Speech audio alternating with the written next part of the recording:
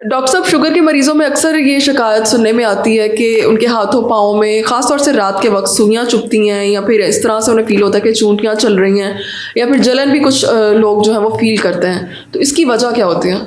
देखिए, बेसिकली जो डायबिटीज़ के पेशेंट होते हैं, जब इनके अंदर लंबे अरसे के लिए डायबिटीज़ अनकंट्रोल रहती है, तो इसकी वजह से डायबिटीज़ की कॉम्प्लिकेशन डेवलप होना शुरू हो जाती है, जिसके अंदर कुछ माइक्रोवास्कुलर कॉम्प्लिकेशन होती है और कुछ मैक्रोवास्कुलर कॉम्प्लिकेशन होती है। ओके। ये जो कंप्लेन है, बेसिकली ये एक माइक्रोवास्कुलर कॉम्प्लिकेशन इसको हम कहते हैं। इसे हम मेडिकल टर्म में डायबिटिक न्यूरोपैथी कहते हैं। डायबिटिक न्यूरोपैथी क्या होता है कि शुगर के मरीज़ ऐसे जिनको लंबे अरसे से शुगर जिनकी कंट्रोल नहीं चल रही होती, तो शुगर की वजह से उनकी असाबें जो हैं वो डैमेज होना शुरू हो जाती है। उनके डैमेज होने की वजह से उनको जो है ये वाले मसाइल होना शुरू हो जाते हैं। इसके अलावा अगर हम वर्कअप करके भी देखते हैं, मोस्टली तो इसकी रीज़न अनकंट्रोल्ड डायबिटीज़ भी होती है।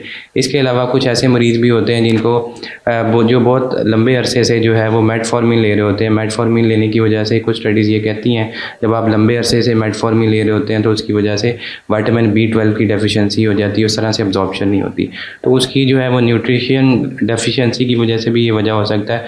या कुछ मरीज़ ऐसे हैं जिनमें शुगर की ना कंट्रोल होने की वजह से गुर्दे ख़राब होना शुरू हो जाते हैं, तो यूरीमिया या रीनल फेलियर जो है उसकी वजह से भी न्यूरोपैथी के सिम्टम्स आ सकते हैं। तो इसकी वजूहत तो काफ़ी ज़्यादा है, लेकिन डायबिटिक पेशेंट में मेनली जो है वो डायबिटीज़ की कॉम्प्लिकेशन ही की वजह से ये वाली अलामतें आ रही होती है। ठीक है। जैसे कि आपने कहा कि ये डायबिटीज़ की एक कॉम्प्लिकेशन है, तो डायबिटीज़ होने के कितने साल बाद ये महसूस होना शुरू होती हैं या सामने आती हैं, या फ़ौरन ही जैसे आपको डायबिटीज़ शुरू हुई है या डायग्नोज हुई है तो साथ ही ये फ़ील होना शुरू हो जाता है? देखें, जब भी पेशेंट हमारे पास आते हैं तो पेशेंट को ये पता नहीं होता कि उसको डायबिटीज़ कब से अपेयर हुई है। कुछ पेशेंट ऐसे होते हैं कि जिनके अंदर टिपिकली डायबिटीज़ के जो है सिम्टम्स आ रहे होते हैं, जिसमें भूख का ज़्यादा लगना, प्यास का ज़्यादा लगना, पेशाब का बार बार आना। लेकिन कुछ ऐसे पेशेंट होते हैं जिनमें ये अलामतें नहीं आती। ऐसे पेशेंट जो है उनके अंदर डायबिटीज़ ज़रा लेट डायग्नोज होती है, या न्यूरोपैथी या पाँव का जलना, ये वाली अलामतें लेके ही वो पहली दफ़ा हमारे पास अपेयर होते हैं, और वर्कअप पे पता लगता है कि इनको जो है वो शुगर की वजह से ये वाला मसला हो रहा है। तो डायबिटीज़ की जो ये कॉम्प्लिकेशन है, डायबिटिक न्यूरोपैथी, ये फ़ौरन से अपेयर नहीं होती। ऐसे पेशेंट जिनको लॉन्ग स्टैंडिंग अनकंट्रोल्ड डायबिटीज़ रहे, शुगर बिल्कुल कंट्रोल ना हो लंबे अरसे से, और 5 to 7 ईयर्स जो है वो हो चुके हों, तो उसके बाद ये वाले सिम्टम्स अपेयर होते हैं। ठीक है।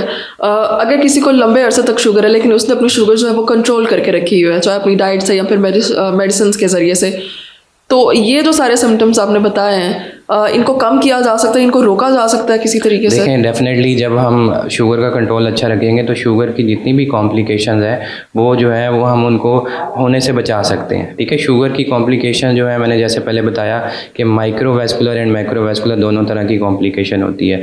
वो फालिज के तौर पे भी हो सकती है, वो हार्ट अटैक के तौर पे भी हो सकती है, वो गुर्दों की खराबी के तौर पे भी हो सकती है।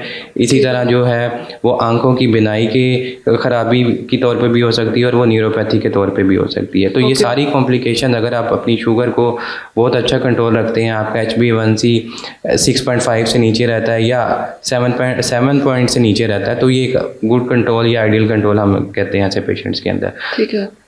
ओके, बहुत शुक्रिया।